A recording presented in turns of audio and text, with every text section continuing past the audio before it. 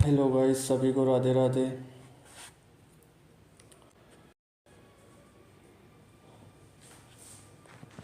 तो आज हम लोगों की पॉलिटी की क्लास है, तो चलिए स्टार्ट करते हैं हम लोग। तो पहला क्वेश्चन देखते हैं हम लोग आज का। स्वतंत्र भारत में राज्यसभा की पहली बैठक किस वर्ष हुई थी? स्वतंत्र भारत में राज्यसभा की पहली बैठक किस वर्ष हुई थी? तो किस वर्ष हुई? 1952। Option number B is the right answer. तो आप लोग कमेंट में आंसर करेंगे। चलिए दूसरा नंबर क्वेश्चन करें। निम्नलिखित में से किस संशोधन द्वारा 6 से 14 वर्ष की आयु के सभी बच्चों को निःशुल्क और अनिवार्य शिक्षा को मौलिक अधिकार बनाया गया था? तो निम्नलिखित में से संविधान संशोधन द्वारा 6 से 14 वर्ष के सभी बच्चों को निःशुल्क शिक्षा को मौलिक अधिकार बनाया गया था? तो कौन से संविधान संशोधन के द्वारा? 66वां 86। Option number D is the right answer. Question number 3। संविधान के किस संशोधन ने आईसीएस अधिकारियों के विशेषाधिकारियों को समाप्त कर दिया और संसद को उनकी सेवा शर्तों को निर्धारित करने का अधिकार दिया? संविधान के किस संशोधन ने आईसीएस अधिकारी, कौन से अधिकारी? आईसीएस अधिकारी के विशेषाधिकार को समाप्त कर दिया। संसद को उनकी सेवा शर्तों को निर्धारित करने का अधिकार दिया गया किस संशोधन के द्वारा? Option number A the right answer. 28वां संशोधन अधिनियम 1972। 28वां संशोधन अधिनियम 1972। Question number 4। संविधान के 74वें संशोधन द्वारा 12वीं अनुसूची में जोड़े गए मतों की संख्या कितनी है? कितनी है? Option number see the right answer. 18 मतों की संख्या 18 है। चलिए क्वेश्चन नंबर 5 देखते हैं हम लोग। निम्नलिखित में से कौन राज्यसभा का पदेन अध्यक्ष होता है? निम्नलिखित में से कौन राज्यसभा का पदेन अध्यक्ष होता है? तो option number D is the right answer. उपराष्ट्रपति। उपराष्ट्रपति।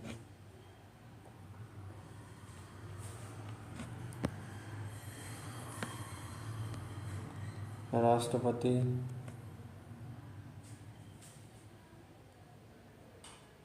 देश का पहला नागरिक होता है, फर्स्ट पर्सन।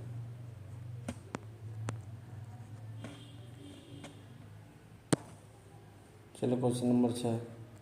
निम्नलिखित में से किसे भारत के संविधान द्वारा मौलिक अधिकारों पर उचित प्रतिबंध लगाने की शक्ति दी गई?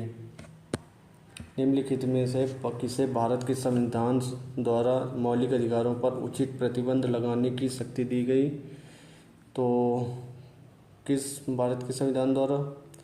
तो इसका राइट आंसर संसद द्वारा। तो संसद भारत के संविधान द्वारा मौलिक अधिकारों पर उचित प्रतिबंध लगा सकता है। चलिए क्वेश्चन नंबर 7। अपने कार्यालय की शक्तियों के प्रयोग के लिए राष्ट्रपति को जवाबदेह बनाया गया है। जवाबदेह बनाया गया केवल सर्वोच्च न्यायालय के लिए? बिल्कुल गलत, नहीं हो सकता। भारत के केवल मुख्य न्यायाधीश? नहीं, या तो बिल्कुल नहीं। इसका राइट आंसर उपयुक्त में से कोई नहीं। चलिए right answer D is the right answer. चलिए क्वेश्चन नंबर 8। भारत सरकार अधिनियम 1935 के तहत अवशिष्ट शक्तियाँ किसे दी गई थी? भारत सरकार अधिनियम 1935 के तहत अवशिष्ट शक्तियाँ किसे दी गई थी? Option number B is the right answer. Governor general एवं वायसराय। या क्वेश्चन नंबर 9 देखते हैं हम लोग। निम्नलिखित में से कौन संविधान सभा की पहली महिला सदस्य नहीं थी? निम्नलिखित में से कौन संविधान सभा की महिला सदस्य नहीं थी? कौन नहीं थी? Option number D is the right answer, Nellie Sengupta. Nellie Sengupta.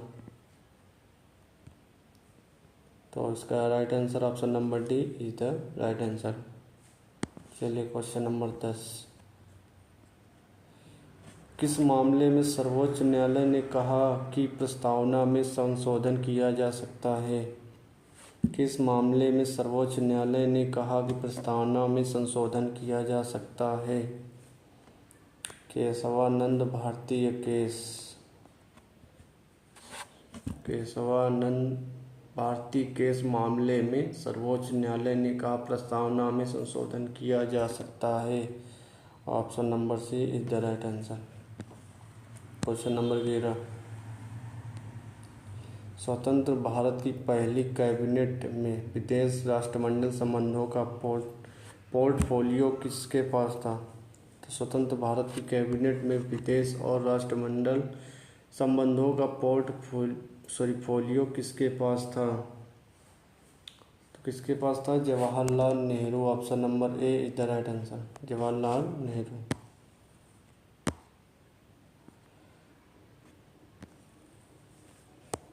Question number 12। Simon commission की सिफारिशों को निम्नलिखित में से किस में शामिल किया गया था? साइमन कमीशन की सिफारिशों को निम्नलिखित में से किस में शामिल किया गया था? तो किस में शामिल किया गया था? भारत सरकार अधिनियम 1935। Option number A is the right answer, Bharat सरकार अधिनियम 1935। तो चलिए क्वेश्चन नंबर 13 हम लोग देखते हैं। किस अधिनियम ने लंदन में भारत के लिए उच्चायुक्त एक नया कार्यालय बनाया? उसे भारत के राज सचिव द्वारा किए गए कुछ कार्यों को स्थानांतरित कर दिया।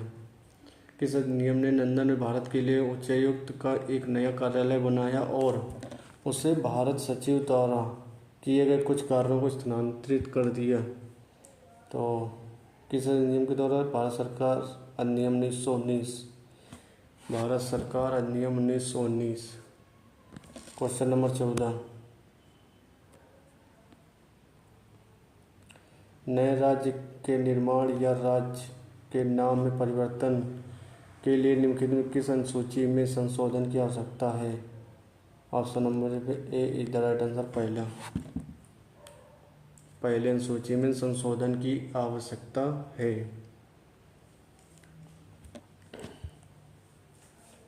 क्वेश्चन नंबर 15 देखते हैं।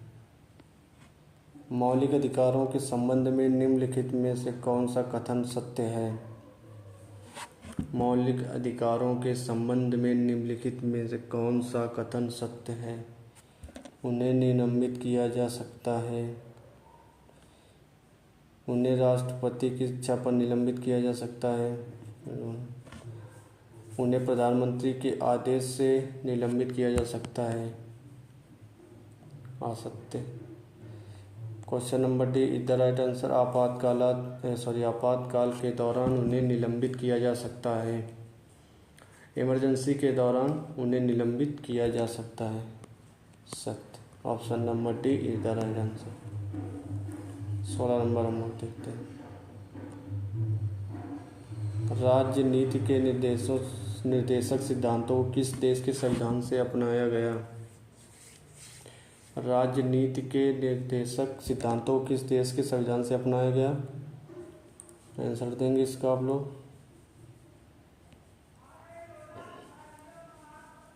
तो इसका राइट आंसर होगा option number D is the right answer, Ireland. Option number D Ireland.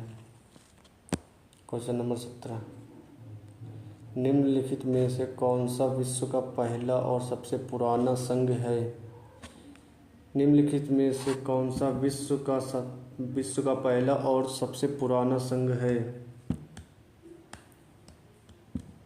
पुराना संघ है कौन सा विश्व? तो यूएसए। कौन सा देश है? USA. Right answer option number C. चलिए 18 नंबर देखते हैं हम लोग। कौन तय करता है कि लाभ का पद क्या है? कौन तय करता है कि लाभ का पद क्या है? तो कौन तय करता है? संसद तय करती है।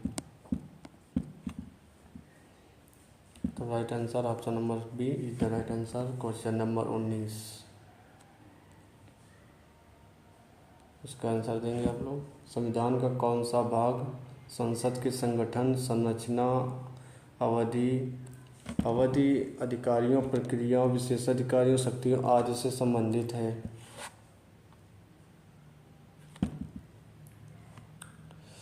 तो यहाँ पे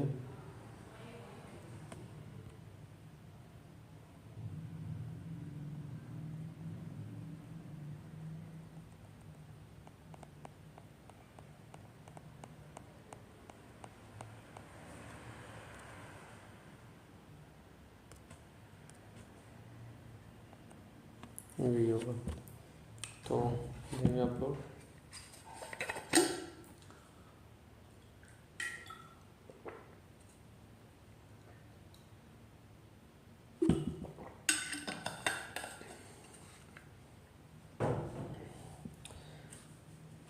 इसका आंसर होगा option number B is the right answer. भाग 5 में संगठन, संरचना, अवधि, अधिकारियों, प्रक्रियाओं, विशेषाधिकारियों और शक्तियों आदि से संबंधित है। चलिए क्वेश्चन नंबर 20, प्राक्कलन समिति के अध्यक्ष नियुक्ति कौन करता है? प्राक्कलन समिति के अध्यक्ष की नियुक्ति कौन करता है? कौन करता है? लोकसभा अध्यक्ष। लोकसभा अध्यक्ष, option number D is the right answer. चलिए क्वेश्चन नंबर 21, जनहित याचिका की अवधारणा किस देश में उत्पन्न हुई? जनहित याचिका की अवधारणा किस देश में उत्पन्न हुई? किस देश में उत्पन्न हुई? यूएसए। यहाँ पे कर लीजिएगा।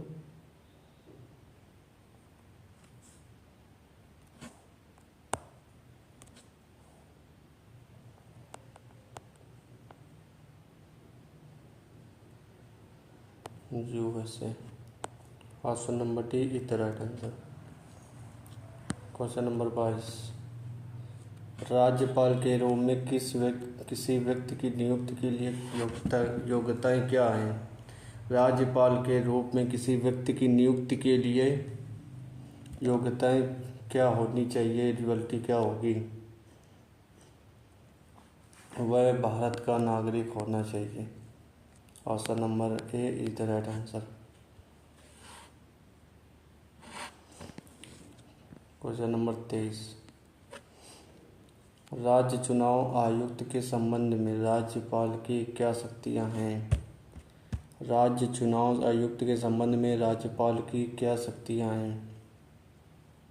तो option number B is the right answer. वह राज्य चुनाव आयुक्त के कार्यालय का कार्यकाल तय करता है। राज्य चुनाव आयुक्त के कार्यालय का कार्यकाल तय करता है। Option number B is the right answer. Question number 24, मुख्यमंत्री के वेतन और भत्ते कौन तय करता है? मुख्यमंत्री के वेतन और भत्ते को कौन तय करता है? तो कौन तय करता है?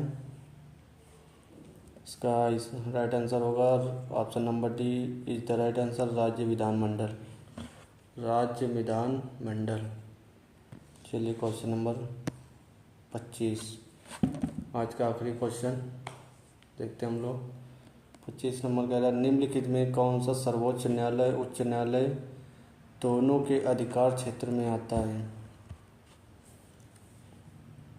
दोनों के अधिकार क्षेत्र में आता है। तो इसका राइट आंसर होगा आपका option number C is the right answer. मौलिक अधिकारों का संरक्षण। मौलिक अधिकारों का संरक्षण। तो आप लोग 25 क्वेश्चन हो गए। तो लास्ट में कमेंट कर दीजिएगा। क्वेश्चन है,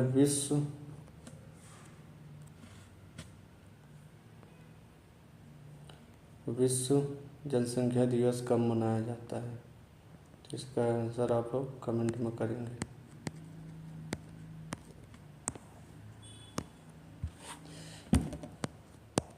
चलिए जाते जाते चैनल को सब्सक्राइब कर दें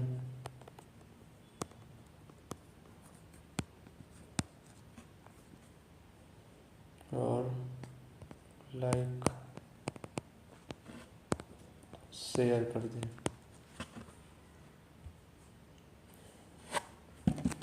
तो चलिए चलते हम लोग अब। सभी को राधे राधे।